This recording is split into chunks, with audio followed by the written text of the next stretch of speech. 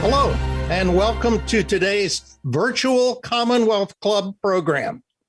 My name is Kirk Hansen, Senior Fellow at the Markkula Center for Applied Ethics at Santa Clara University, a member of the Commonwealth Club Silicon Valley Advisory Board, and your moderator for today.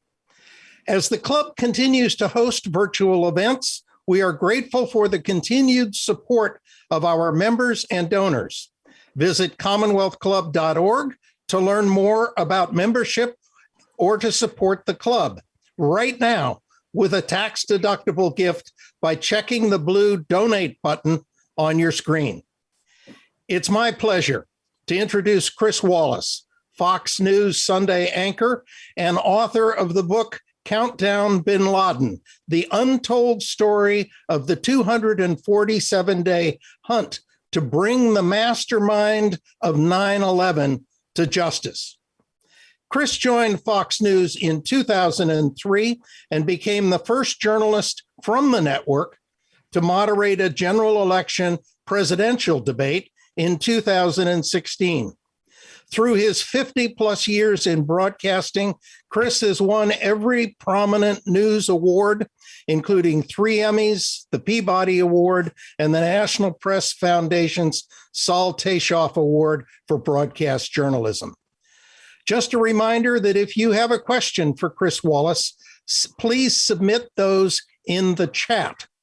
Chris, welcome, and let me invite you to take a few minutes and make some opening comments so we can get into a discussion about the book. I'll then ask some questions, and then I'll ask on behalf of our viewers questions that they raise. So please.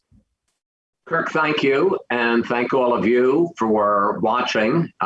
This is my second time speaking to the Commonwealth Club, and while I'm delighted to speak to you, it's my second time speaking to you virtually, since I did last year with my first book. And I was trying to think today whether that means you owe me 2 trips to San Francisco or I owe you 2 trips to San Francisco. But in any case, I hope that someday we can do this face to face. I've always wanted to attend and let alone to participate in a Commonwealth Club meeting. So I'm delighted to be here today. I thought I would just talk to you briefly about Countdown Bin Laden, set the stage, and then Kirk and I are going to talk for the better part of an hour. When I wrote my first book, Countdown 1945, and spoke to the club last year, I have a better sense now because of the reaction to it of what it is that I wanted to accomplish. It kind of came organically, and that is that I wanted to write a history thriller. One of the things that has struck me about history is that I think, sounds a little pretentious, that it's written wrong. It's written very much in the rearview mirror. We know what happened. Now let's analyze why it happened or how it happened. But to me, the real thrill of history is that when the people were going through it, they didn't know what was going to happen. And as I was telling the story of 1945 in this countdown format, where I began, in that case, the day, April 12, 45, when Truman becomes president and is told that day for the first time about the existence of the Manhattan Project until he made the fateful decision in early August of 45 to drop the bomb on Hiroshima, there were all kinds of questions and unknowns and tension, because they didn't know, as they were living this history in the present time, in real time, what was going to happen. And it did seem to work, and it was a bestseller, and folks seemed to very much like it. And so I thought I wanted to do it again.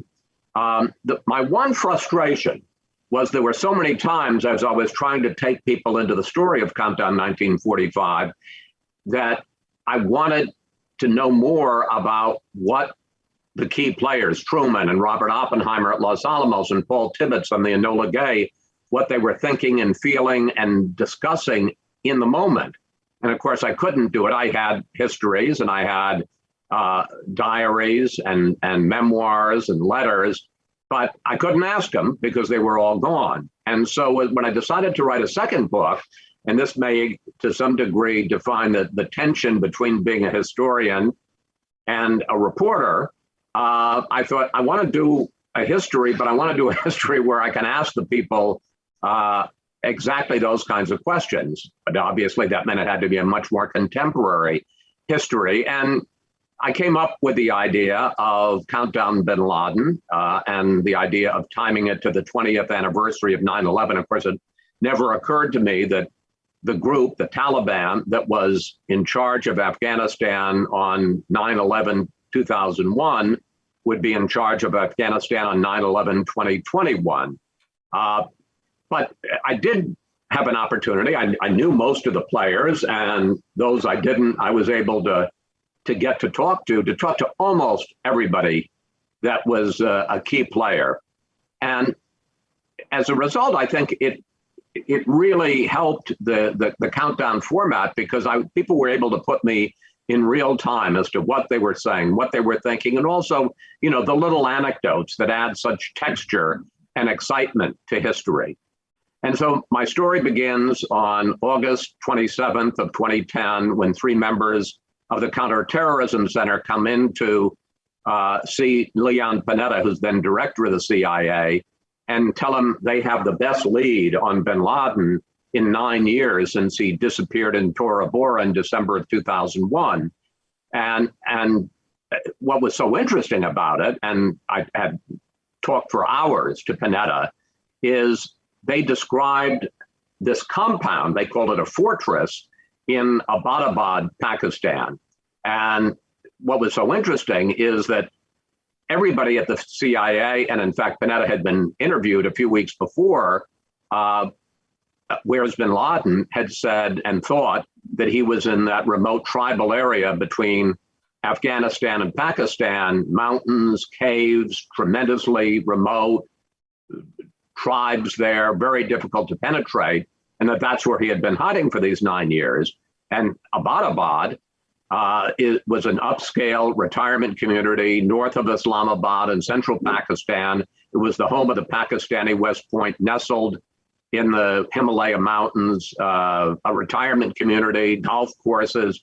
And as Panetta said, as they're describing this to him, this idea of this compound in Abbottabad, he's thinking to himself, if that's true, and they didn't know for it at all, they just knew they had this one lead, which we can talk about if Kirk wants to ask me. If that's true, then everything that the CIA had thought about the whereabouts of bin Laden for the last 9 years was completely wrong. He was hiding in plain sight in a very public community, not hiding secreted away in a very remote and hard to reach area.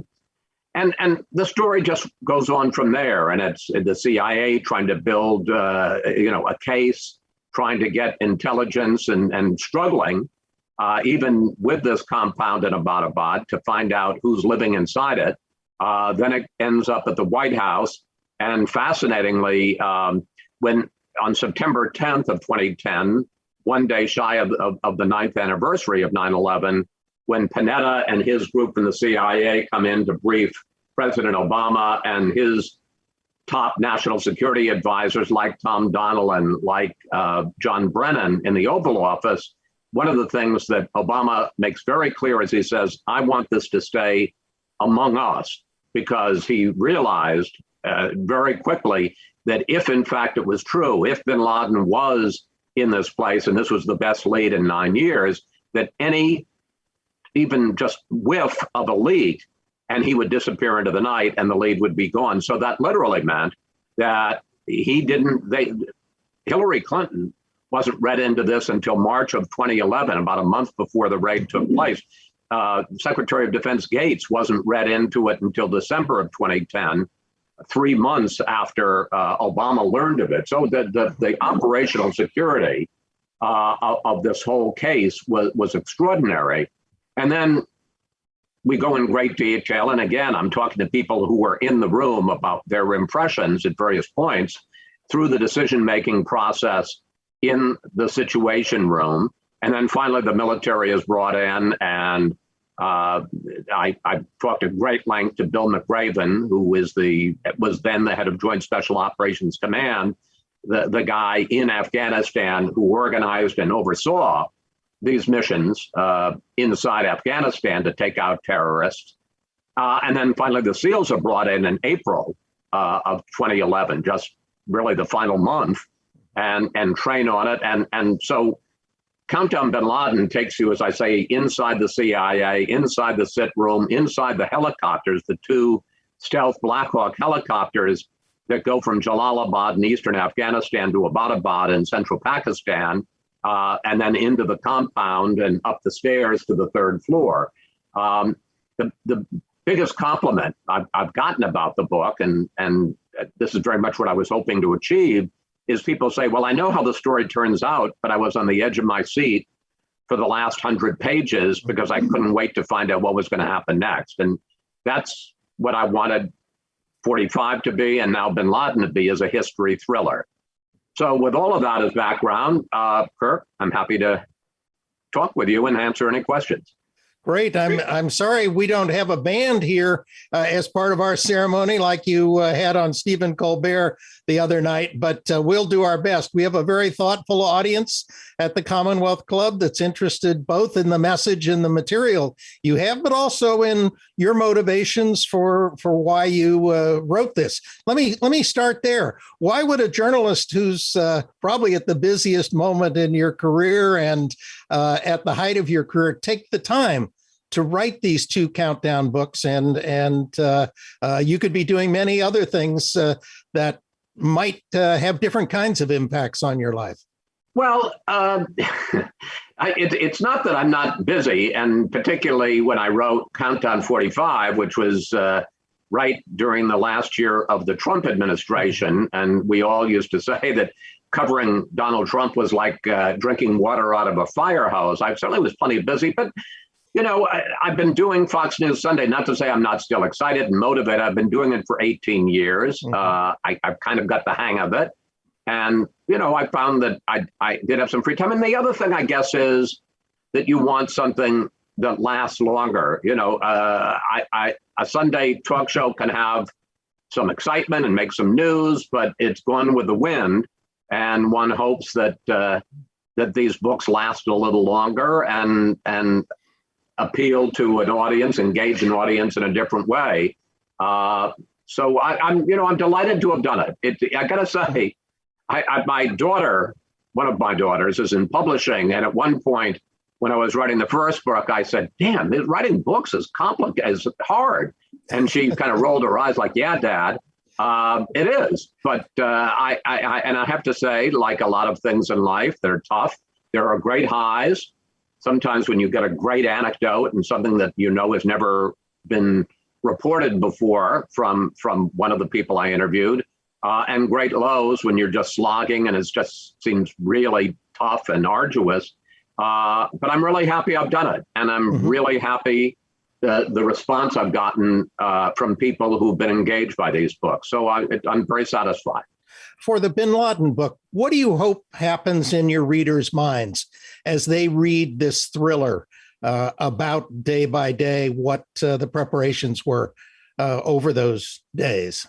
Well, I'd say three things. And part of this, frankly, it changed because of the circumstances of the last month. As I say, I fully expected that it was time to come out on the 20th anniversary, but I fully expected the U.S. still to be, or just to be getting out of Afghanistan, and the Afghan government and security forces still to be in control, fighting the Taliban, but still certainly to be in control of Kabul. Of course, that's not at all what happened. I'd say, first of all, what I hope people get out of it is it's a hell of a good story. I mean, everybody I know that has read Countdown Bin Laden says that, that really engaged me. And I wasn't sure it was going to, because a lot of people say, I thought I knew all about it. And, there's so much stuff in here that I think even people that think they know about it are going to be surprised by and engaged by, that I think they'll enjoy it. Secondly, and that was what I always wanted to accomplish. And I think it's a good history, an interesting history, and but I think that to me, the book has more resonance because of what's happened in the last month. And that is two things. First of all, a lot of people, I'm sure, that are watching are unhappy with how the American disengagement from pullout, withdrawal, retreat, whatever you want to call it, from Afghanistan happened. Even if you agree with the decision that we needed to pull out, it wasn't done well. And I think a lot of people, the fact that Americans, about 100, according to Secretary of State Blinken, are still there, thousands of Afghan allies, the people who were drivers and translators and cooks for the U.S. effort for the last 20 years are still stuck there. I think that is tough for a lot of us to consider. Mm-hmm. And so I hope that one of the things that people do is, regardless of how our longest war ended, we did accomplish the main goals. We went into Afghanistan in the first place to get bin Laden, to decapitate al-Qaeda, and to make sure that no terror attack starting in Afghanistan ever hit the U.S. homeland. And for 20 years, we did all of those things. And so I think that's important, that we did do some good and did have some successes in Afghanistan, regardless of what happens next. And the other thing, and again, this is has new resonance because of the last month. If the last month, and to me it is a kind of case study of a lot of stuff that went wrong in terms of the intel about how fast the Taliban would take over, in terms of some of the political decisions that were being made inside the White House, in terms of the military operation drawing down to 700, then having to go back up to 5,000 or 6,000. The chaos at the Kabul airport. If that's kind of a case study of how it's done wrong, Kirk, I think that Countdown bin Laden, the story of how we tracked bin Laden, made, I think, really in quite remarkably meticulous and tight decision-making, the decision to launch the raid, and then the operation, the execution by the Navy SEALs, is a case study of how the branches, when they work together in perfect cohesion, can do something right. I'm interested in why the subjects that you interviewed were willing to be so forthcoming. Leon Panetta is a good friend of the Commonwealth Club. He may well have the record for the most number of trips to California to appear at Commonwealth Club events, but he does that so he can get back to Carmel Valley, his home. And that's become a running joke. But why would Leon Panetta spend so much time with you? Why did McRaven and the others, why were they willing to have this story told in as much detail as you were able to tell it? Well, I'd like to say it's because of my natural charm. And I'm a little surprised, Kirk, that you didn't, that it doesn't, it's not self-evident. But, I think seriously, a few things. First of all, I know a lot of these people. I've been in Washington for 40 years. I know Leon, I know Admiral McRaven, Tom Donilon, John Brennan, you could go on and on. So I mean, I think I had, if you will, some street cred with them. But I think two things, most of all, and these are reasons why I think the timing of the book really worked out well. There were several history books written in the year or two after the bin Laden raid, but a lot was still pretty classified at that point. That's one, and now on the, it's not only the 20th anniversary of 9/11, it's also the 10th anniversary of this raid. I think people feel they can talk more freely. And second, I think people are justifiably proud of it. And when I was able to persuade them that I was serious about this book, that I wanted, to tell the story in all detail, and I think they thought they were happy to have this on the record. It's interesting because while a couple of books were written, as I say, in the immediate aftermath of the raid, almost all of these people wrote a memoir: Panetta, Gates, Hillary Clinton, Barack Obama, and they only devoted a chapter, which was relatively short and didn't go into nearly as much detail as I do in Countdown bin Laden as to how it came down, what their role was, the back and forth, the doubts, the tension. And so I think, and when at the Panetta, he may not only have the record for the Commonwealth Club, I think I interviewed him 4 times and probably for over 4 hours total. And sometimes you'd get a detail in the 4th interview that you hadn't gotten before. One of the things that I know people were intrigued by is that when he came back to be CIA director under Obama, he had his time there as a congressman. He had his time there as chief of staff to Clinton. He was a little surprised because he had in effect retired to Monterey and then came back. He ended up asking a friend of his if he could live in his apartment, and the CIA director and his dog, Bravo, a golden retriever, lived in an attic studio in this friend's, I guess not apartment, home, lived in the attic that they were able to turn, it was like a studio apartment. And he said, I didn't really care because I was spending about 12 or 14 hours a day at the CIA anyway. So it was just a place for Bravo and me to crash at night. And the CIA was able to turn it into a secure location so he could make classified phone calls. So I think, 1, it was enough time had passed that they felt they could talk more openly about it. And 2, I think they wanted to get on the record something they were all very proud of. Another of your interviewees that's fascinating to me is Robert O'Neill, and the man who actually shot bin Laden. And I was interested particularly because there was controversy, which you address a little bit obliquely, over whether he took too much credit for his role in the raid. But you present it very factually of what happened.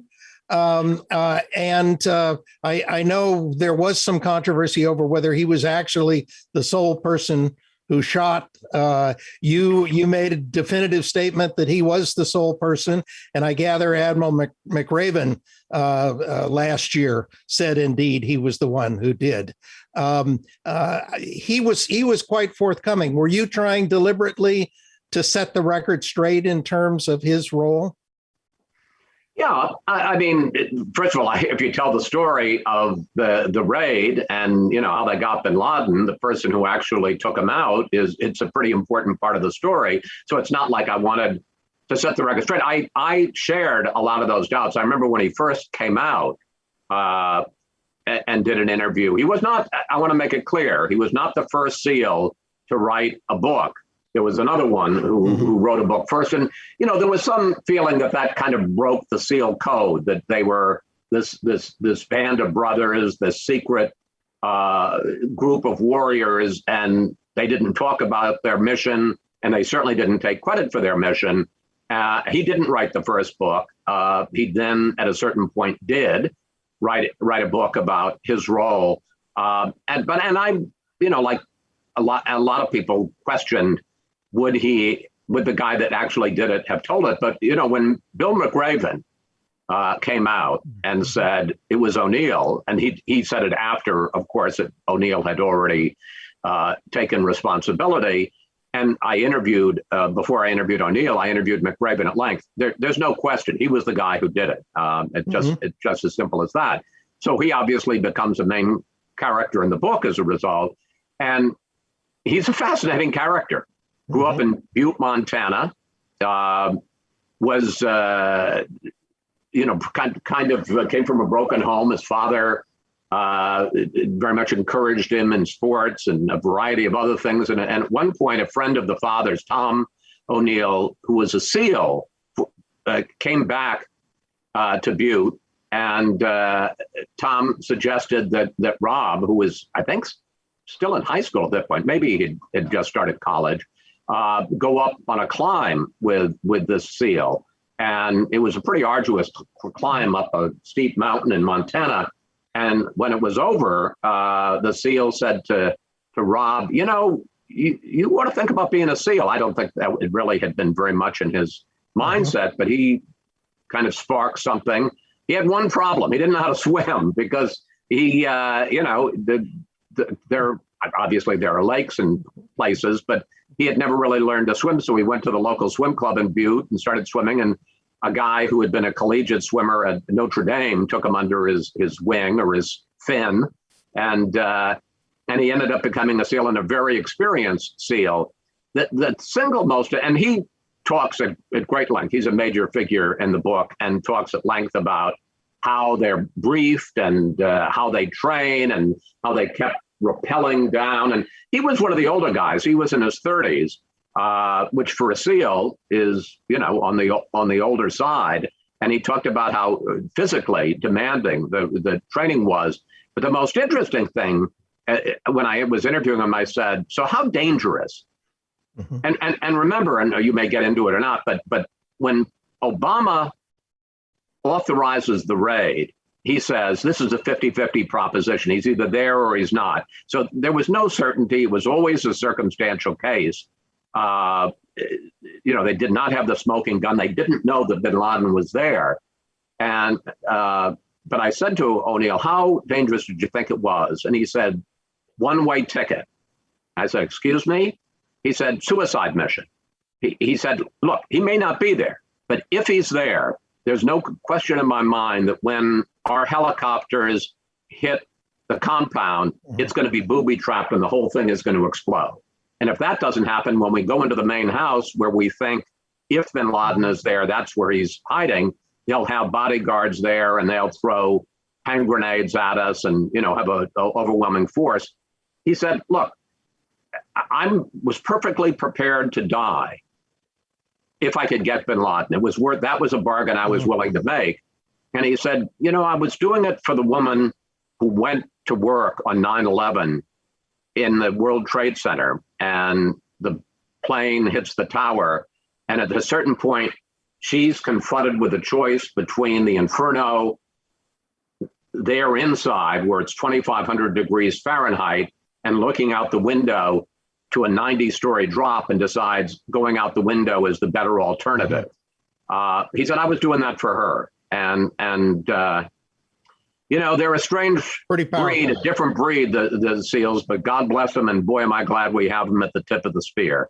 Yeah, definitely. Do you have, let's just go to the bottom line. What surprised you most about this story when you got into it and were able to get so much of the detail? Were there things that leaped out at you as, I didn't know that, or this is a really important fact that people need to know? Oh, I think so much of it. I mean, just that. I didn't know that the SEALs regarded it as a suicide mission. O'Neill was one of the team leaders, and his team, as part of the 24 SEALs, he nicknamed the Martyrs Brigade because he thought they weren't coming home. Another one was the fact that there's a meeting on April 28th, Thursday, April 28th of 2011. This is the final meeting in the Situation Room. I mean, I'll tell you two stories that came out of this, and these are the kinds of nuggets and interesting developments. So they're talking about Obama's trying to get a sense how likely, how confident are people that that bin Laden is there in the compound, and he goes around and various people. Somebody's saying it's 50%, somebody says it's 80%. And he finally turns to Michael Morrell, who's the deputy CIA director. He says, explain to me these different percentages. And Morrell says, look, it's not that the person who says 80% has any different facts than the person who says 50%. It's just how they assess the facts that we all know.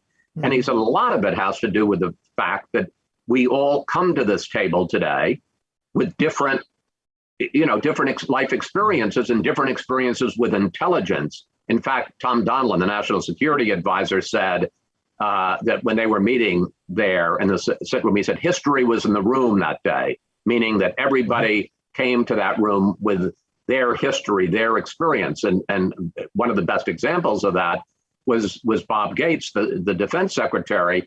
He had been an executive assistant to the CIA director back in 1980 when Jimmy Carter ordered Operation Eagle Claw, which was the Iranian hostage rescue mission, which if people remember, it ended up in a sandstorm in the middle of the desert and in Iran, and helicopter crashed into a transport, and I think 8 U.S. soldiers were killed, and they never even got close to Tehran, never saved a hostage, and it certainly contributed to Jimmy Carter losing the presidency.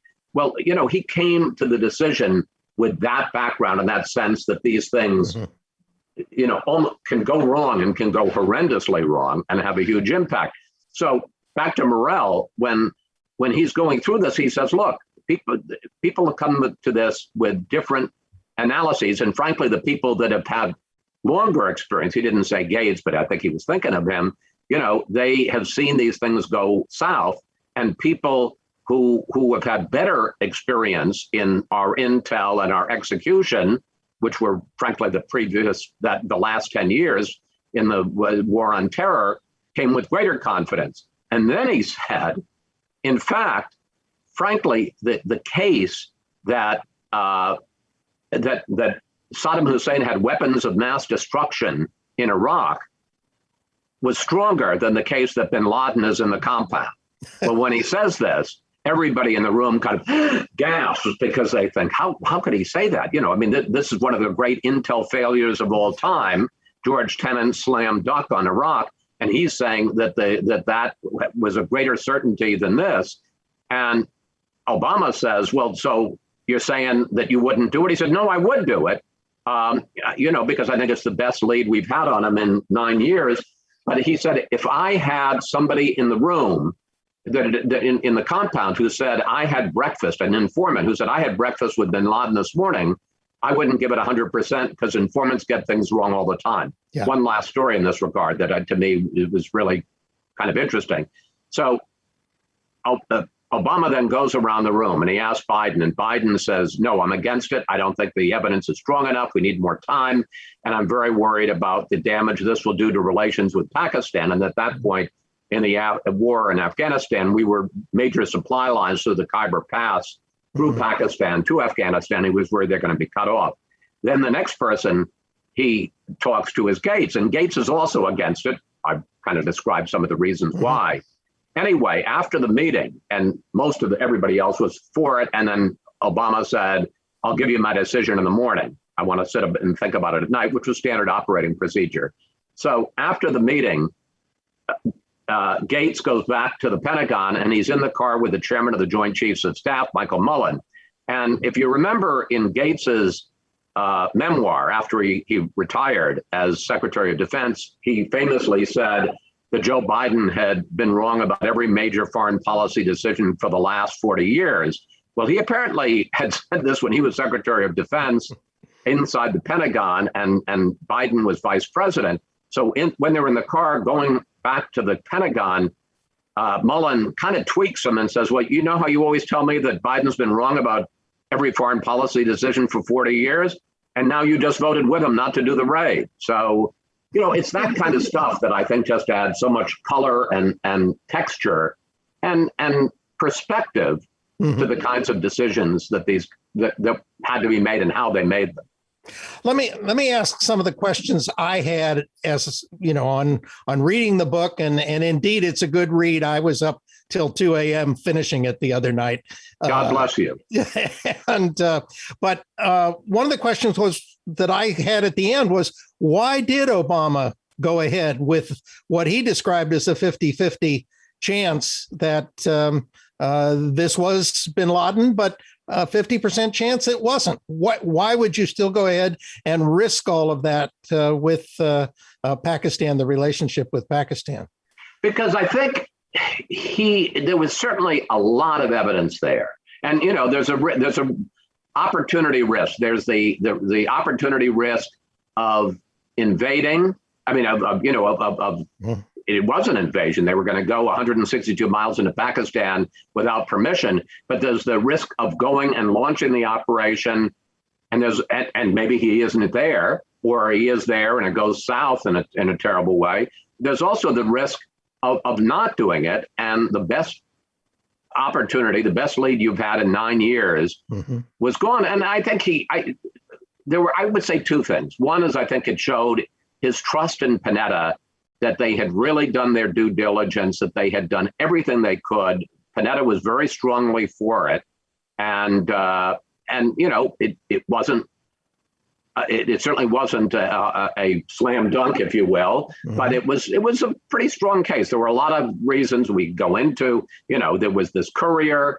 There was the fact that they had built this $1 million compound in Abbottabad, much bigger than any other place in the area. It had 18-foot walls in the back and 12-foot walls in the front.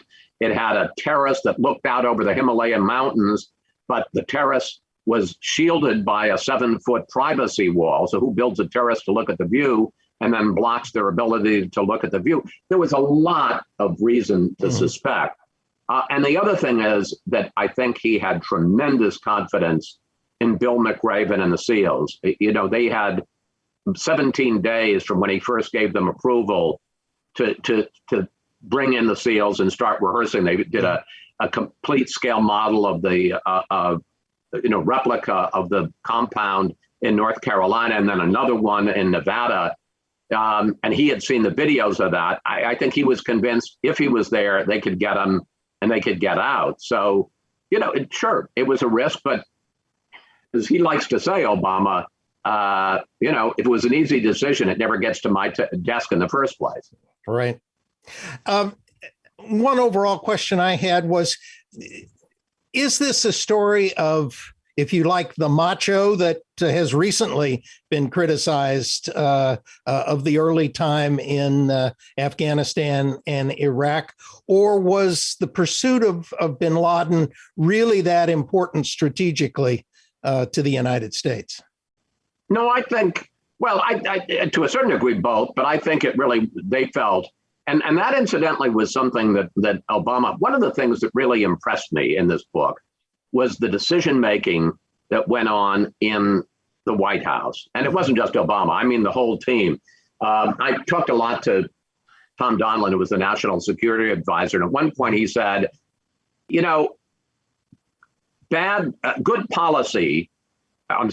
process does not guarantee good policy, but bad process guarantees bad policy. And so even though this was so closely held, and a lot of people weren't even allowed in to the discussions, like Hillary Clinton, until March, and then when they were, they couldn't have staff at all. They literally had to lie to their assistants about why they were going to the White House. They couldn't put bin Laden meeting on, and they couldn't have any staff, and they couldn't take any notes, and all of that. There really was a meticulous process. They were 17 meetings at the deputies, principals, and NSC level before Obama makes his decision. And this is just in March and April of 2011, 17 meetings. And at various meetings, Obama would kind of take it bigger and is it worth it to get him? Not just is he there, and can we get him, but is it worth it to get him? What are we going to get out of getting him? What does this say about our larger policy in that region? What's it mean for our relationship with Pakistan? So we took a lot of that into account. And I'd say there's several reasons why they thought it was important. One, I think they thought, you could say this is macho, but I think there's more to it than that. This was the architect of the worst terror attack on the U.S. in our history. If you can take him out, that's important. Two, it sends a message to future bin Ladens and, to our friends and to our enemies, we won't stop. We will keep going however long it takes, however far we have to travel to bring justice and, to respond. They also thought that it would have a real impact on al-Qaeda, that decapitating al-Qaeda. They didn't really know to what degree bin Laden was still an operational leader of al-Qaeda. It turned out from the treasure trove of information they got that he was a very operational leader, very much still running al-Qaeda. But, they thought this will have a body blow to al-Qaeda and terrorists. And as one of the people said, a guy who never had talked before, this was probably my toughest interview to get, was a fellow we call Gary. He was the head of the Pakistan-Afghan department, which was really the lead group in terms of hunting down bin Laden. And he said, they brought the battlefield to ground zero and the Pentagon and Shanksville. And we wanted to say to the world our friends and our enemies, we're going to bring the battlefield back, they thought to Afghanistan, but as it turned out to Pakistan. So that there were a variety of reasons, from, bringing the mastermind to justice to the message it would send to the world about America's determination, resolve, and competence and capability. Did you have a different opinion of Obama at the end than you did before you started this project? Yeah, I mean, I can't say it was 180 degrees, but yes, I was two things. One is that, and I kind of knew this, but as you study it and delve into it, he was tougher and more hawkish than I think a lot of people think he was. He became famous for his speech opposing the Iraq War, but what people don't know or haven't noticed is that in that he said, "I'm not against war, I'm just against stupid wars." And then if you remember in the 2008 campaign, he talked about if we got, if we were able to get a lead on bin Laden, we would take him out. This came up actually in a debate in 2008 with John McCain. And even talked about Pakistan. He said, we would take out bin Laden even if, I'm putting Pakistan on notice. And then most interestingly, and this I really didn't know, is that shortly after he became president in January of 2009, in the spring of 2009, he has a meeting in the Oval Office with Panetta and Donilon and a few other people. And, it's not that the CIA ever stopped trying to find bin Laden. They didn't. But he thought that it wasn't as urgent an issue as he wanted it to be. So he brought Panetta in and he said, "Look, I want bin Laden to come to the front of the line. That is your top priority as CIA director, is to find and get bin Laden." And, as people in that room described it to me, including Panetta, when the president lights a fire under the CIA director then goes back to Langley and lights a fire under the agency. So did you develop any opinion? Yeah, did you develop any opinion on whether it had not been a priority after 2000, or was that a substantial error to have missed him in Tora Bora? That was a huge error, and there's no question that there was an argument inside the Pentagon about how many troops to send there, and Rumsfeld wanted to go in relatively lighter, and who knows if that's why he escaped, but he did slip the news. When I talked to some people who were there, remember, obviously, the Obama team comes in 2009. And when I would talk about, he really lit a fire under the CIA, I had some people push back. Mike Morrell, who was deputy director and had been there all during this period of time. And he kind of took offense at the idea that they had forgotten about bin Laden. And obviously, they're like anything in history, it's not either one or the other, but there's no question, whatever the priority was under Bush, and particularly in the later years, it went back to square one when Obama came in. And you identify, once they had said this is a compound of interest, you said, they sought out confirming evidence. Certainly not overwhelming. They couldn't get to 90% certainty. But what do you think was the most important pieces of evidence that gave them the confidence, at least within the CIA, to say 60 to 80% probability that bin Laden was there? What really convinced them? I think a few things. First of all, the way they ended up finding about the compound in the first place was they had sort of three avenues of how they thought they could track bin Laden. One was his family, and that they never got a lead there. The other was people inside Al Qaeda, and over the years they caught various people like Khalid Sheikh Mohammed. And first of all, they didn't know where bin Laden was because bin Laden had separated from them, which brings us to the third avenue, and that was couriers. And the feeling was that there was no way, wherever bin Laden was, whether he was in a cave in the tribal area or someplace else, there's no way he's doing anything that leaves an electronic footprint. So he's got to have a courier that he can hand a message to, that who can can somehow get it to somebody who's operational in Al Qaeda. And they, for a long time, had been tracing couriers, and they came up with a fellow whose name in Al Qaeda wasn't his real name, was Abu Ahmed al Kuwaiti. And they were able to find him and trace him, and that's how they found the compound at Abbottabad. So there's a guy that had been a courier for bin Laden. He and his brother, and neither of them have any gainful means of employment, buy this piece of land and in Abbottabad and build this compound, and then make it super secret. And as I talked about, all of the architectural security, but in addition, they wouldn't put the trash out. They would always burn it.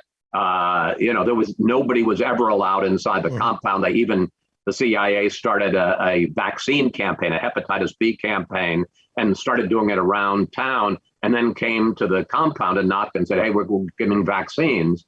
And, the nurse was kicked out.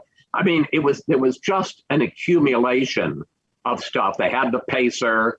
It seemed that the person that neither of the brothers lived on the third floor, the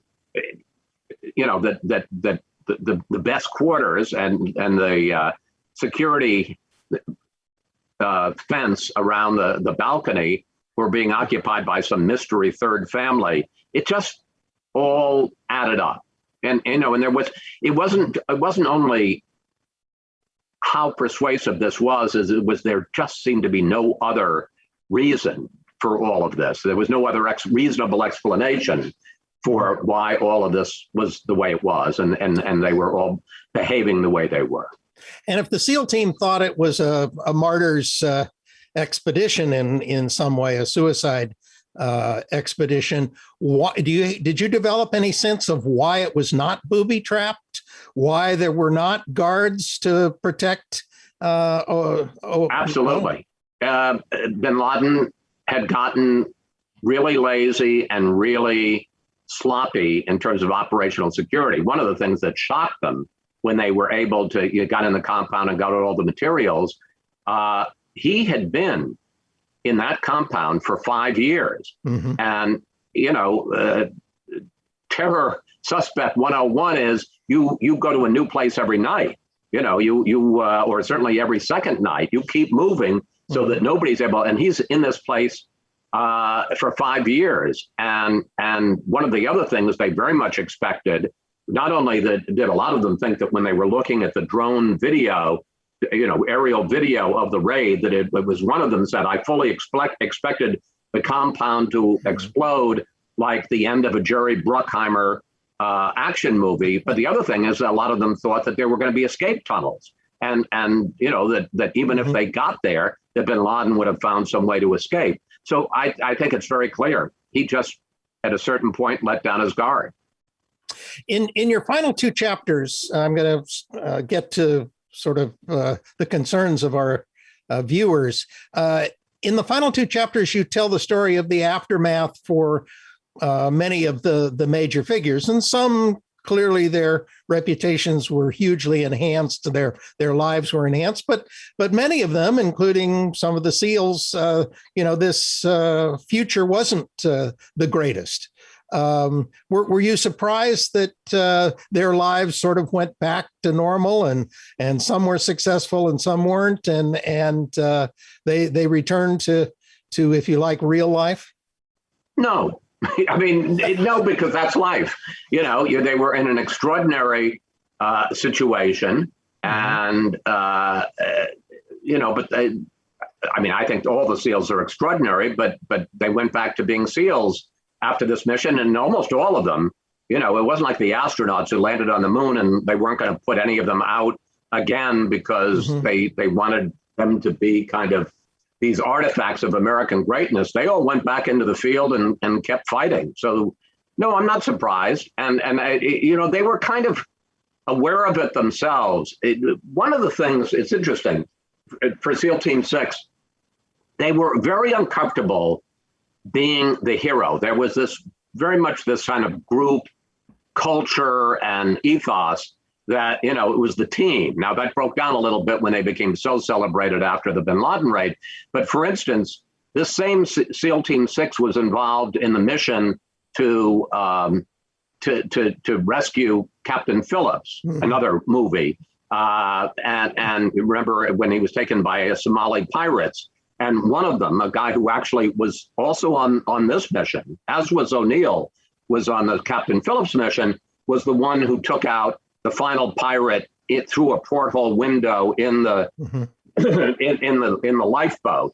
And after it was over, he kind of, obviously had an adrenaline rush, but kind of went off by himself because there's a burden in this team to being singled out, among other things. It kind of breaks that, and there's a certain amount of professional jealousy. So O'Neill, after he takes out bin Laden that day, still in the compound before he even leaves, is thinking to himself, is this the best day of my life or the worst day of my life? Because he knows things probably are not going to ever be the same. And he became very aware. And I think it's one of the reasons in the end that he wrote the book, was because some of the SEALs, he could tell looking at him differently because he was the man who killed Osama bin Laden.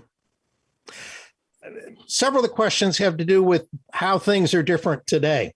The fight against terrorism, whether, for example, when President Biden said after the deaths of the Marines in Kabul, the United States will track you down, was echoing language that Bush had used after 9/11 in some ways.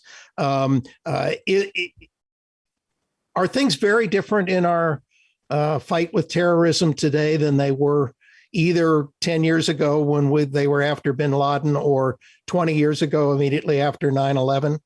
Well, I don't know that they're so different than they were 20 years ago, but that was bad because we didn't have enough people inside Afghanistan. We didn't have, I don't mean boots on the ground, but a presence on the ground that was very effective in obviously stopping 9/11 before it happened and stopping Al Qaeda before they did what they did. It's very, so I worry that we're going back to the bad old days. It's certainly different now than it was back in 2010 and 2011. We had, a big tens of thousands of people in Afghanistan. We had a big presence there. We had a big presence in Pakistan. It was our presence in Pakistan, which is how we were able to track down the courier and, and get to the compound in Abbottabad. The President Biden talks about this over the horizon capability. And what that basically means, Afghanistan being a landlocked country, is we've got to get there from someplace else. And, is Pakistan going to allow us to have a presence? If we fly from the Persian Gulf, that's 1,000 miles. You really, you just can't do it the same when you don't have boots or at least slippers, if you will, from spies on the ground. And, just take a look at, I know that, for instance, the first attack after the bombing, we took out 2 ISIS-K people in eastern Afghanistan. I have, from a very good source in the Pentagon, they were not key players. They had nothing to do with that raid. They were involved with ISIS-K, but they were just guys that were part of the group, and it was a kill that we could bring down. It wasn't like, we got the mastermind of the suicide bombing at Kabul airport. And then the second one, the very last strike, the drone strike, the day we left, there was a lot of reporting now that far from it being a vehicle loaded with explosive devices, in fact, it was an aid worker with supplies going to other aid workers, and the 10 civilians were killed, and there may have been no ISIS person there. So I think it's a very open question as to how effective we're going to be in fighting the war on terror. And, with the Taliban back in charge, despite what they say, they have tremendous ties to Al Qaeda. You have these two Haqqani brothers who are key players in the Taliban and have very close ties to Al Qaeda, ISIS-K, and you just sort of feel that it's going to be terrorism central. But on the other hand, I've talked to some key sources who say, look, if you're talking about an ability to strike the U.S. homeland, the greatest threat to us now is from Al Qaeda in the Arabian Peninsula in Yemen, far greater than it is from Afghanistan. And that's part of Biden's point, which is that the threat is metastasized, and Afghanistan may become a bad place now and ground, the headquarters for the terror network. But right now, you've got it in Africa, and you've got it in Yemen and Syria and across the Middle East and Asia. One of the observations is that fighting battles for the United States moved in some ways from using standard military to using special forces, and special forces took more and more of the most difficult and challenging assignments. And now drones are taking more and more. Is that the way you see the fight on terror and maybe even our military future, that we're moving in that direction, more towards drones and electronic means and so on? Well, I think drones and electronic means, but also special forces, these kinds of very targeted, specific raids. I think after Afghanistan and Iraq, the idea of a big deployment of hundreds of thousands of American troops, can you write the scenario where it could happen? Sure. But I think that would be very much a last resort for any American president. It's interesting. One of the things about McRaven literally wrote the book on these kinds of raids. As you know, Kirk, from having read my book, he goes to the postgraduate naval school in Monterey, and he decides to do his thesis on special operations forces, and he does a number of case studies from World War II, Hitler with a glider, rescue mission of Mussolini up through Entebbe, and the Israelis going into Uganda to save Israelis who had been hijacked.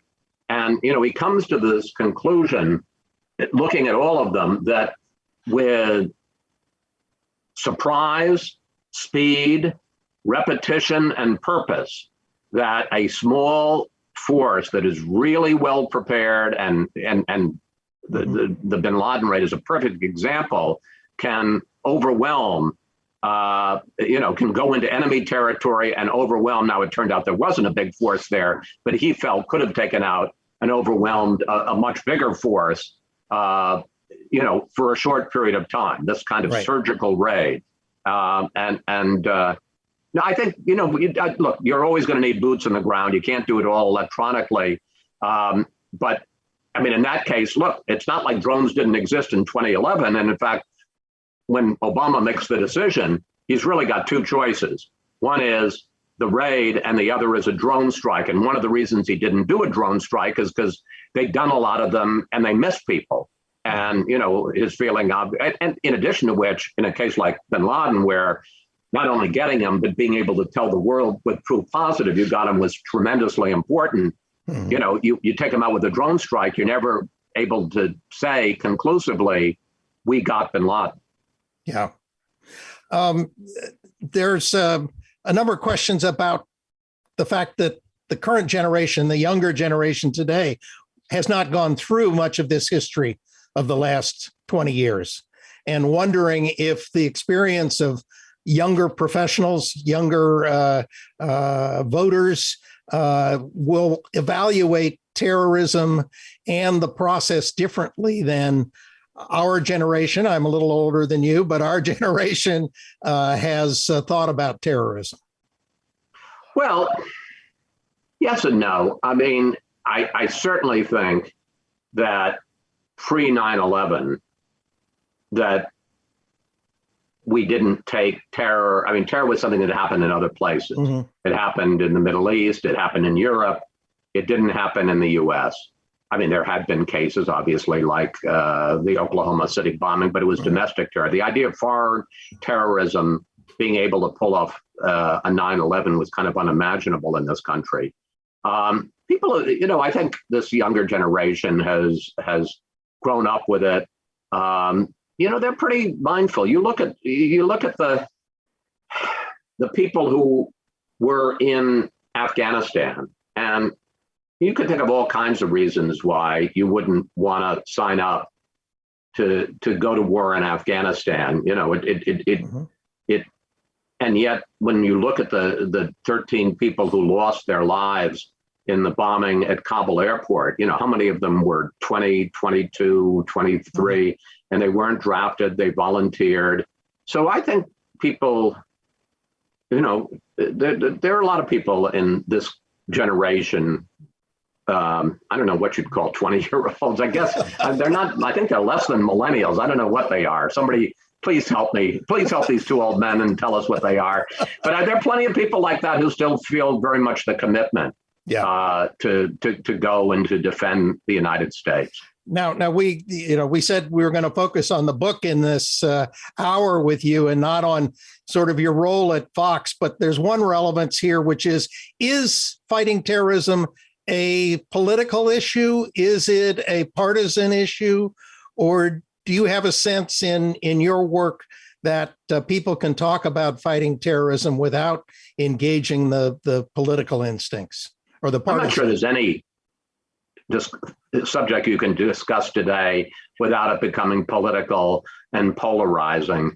The most interesting comment about terror that I heard this weekend on 9/11 was from George W. Bush 43. Yes. He was in Shanksville, and he talked about the terror and the savagery and the anti-democratic feeling and that motivated Al Qaeda back in 2001. And then he talked about the insurrection at the Capitol on January 6th of this year. And he said, in fact, the greatest terror threat now may not be from the Middle East. It may be from domestically, and that there is, unfortunately, are all too many similarities between the motivating forces then and now. And, we have this rally in support of the insurrectionists that's going to take place this Saturday in Washington, and they're going to have to put up the 7-foot fence. And I guess it was yesterday morning that a fellow was arrested outside the DNC, the Democratic National Committee headquarters, with a machete and a bayonet and a knife. And when I asked him why he was there, he said he was on patrol. So, I think terror, whether it's foreign generated or homegrown, is a real and clear and present danger. And I think most people understand it and see it for the threat that it is. But to say that it's devoid of politics, nothing is unfortunately devoid of politics these days. Let me ask you one final question, Chris. The world of journalism that you inhabit, not just because of your particular role at Fox News, but also just in general, is very different than your father faced in his illustrious career with 60 Minutes and all of the other episodes in his career. What are the main differences between the world your father operated in and the information and media world that you operate in today?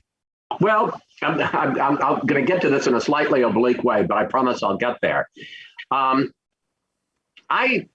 Pre-COVID, when I used to be in airports and public places a lot of people would come up to me and say, thank you for being fair. Thank you for being straight. Thank you for not taking a side. And while I like praise as much as the next person, I actually find it a kind of depressing comment, because when I started in newspapers, my first job was at the Boston Globe in 1969, my Lord, 52 years ago. Being fair was what kept you from being fired. It wasn't what got you praise. You got praise for how you reported, how you wrote, how you broadcast. You didn't get fairness was just a bare minimum requirement.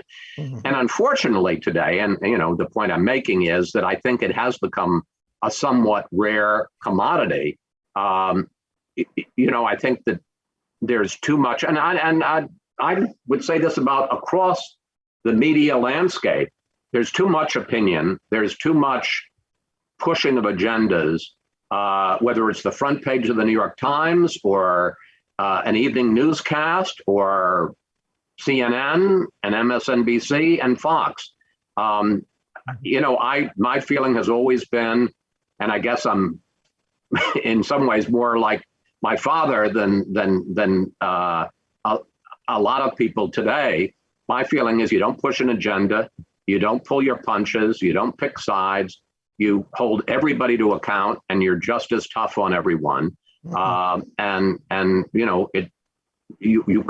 has personal opinions, but that's irrelevant to how you report the news. So the praise I get, I feel, is kind of a sad commentary about the state of the news business today, and that would be the biggest difference between how it was practiced in the old days and how I think it's generally practiced today. And if people want to call me old-fashioned, I plead proudly guilty. Chris, thank you very much for taking this time to be with the Commonwealth Club audience. Our thanks to Chris Wallace, author of Countdown Bin Laden. We encourage you to pick up a copy at your local bookstore. If you would like to watch more virtual programs or support the Commonwealth Club efforts, please visit commonwealthclub.org. I'm Kirk Hansen. Thank you, and we'll see you next time.